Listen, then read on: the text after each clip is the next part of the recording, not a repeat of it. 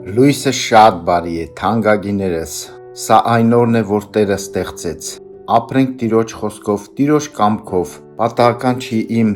վերնագիրը օրը բարի է, մտածենք սրա մասին, խորենք սրա մասին, բարիի մասին, և Աստծո խոսքն էլ շատ խոսում բարի կանելու մասին, հատկապես Տերը շատ գնահատում էր դա, ես կարդում եմ Գործք առաքելոց 10:38, այն Հիսուսին, որ Նազարեթիցն էր, թե ինչպես նրան Աստված Սուրբ Հոգով և զորությունով օծեց, որ ման եկավ բարի անելով և սատանայի բոլոր հարստահարվածներին բժշկելով, որովհետև Աստված նրա հետ էր, փառք Աստծուն։ Սա թանկագիներս, Պետրոս առաքյալը խոսեց Կոռնելիոսի տանը և խոսում է, որ Տերը երբ որ եկավ երկիր, բարիք էր անում։ Սատանան չար է, ով ընկավ սատանայի ձեռքը, նա տանջում է, հարստահարում է, թույլ չի տա, որ դու բարին անես, դու միայն վատը։ Մենք տեսնում ենք սատանայի սերմերը երկրի վրա և Տիրոջ սերմերը նաև երկրի վրա։ Տերը բարի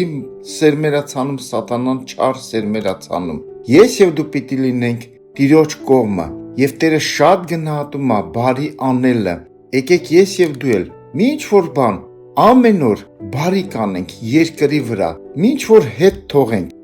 Բարիք անելը դա հավիտենական արժեք է, սիրելիներս։ Այս խոսքերը ասեց Կոռնելիոսի տանը։ Ով էր Կոռնելիոսը։ Խոսքն ասում է, որ ինքը բարեպաշտ, Աստվածավախ էր, իր բոլոր տնովը ողորմություններ էր անում ժողովրդին, ամեն ժամանակ աղոթք անում դեպի Աստված։ Եվ Աստված լսեց այս ամենը, այս բարի բաները, որ Կոռնելիոսը արեց։ Ես և դու էլ բարին ցանենք, չձանձրանանք բարին գործելուց։ Մի օր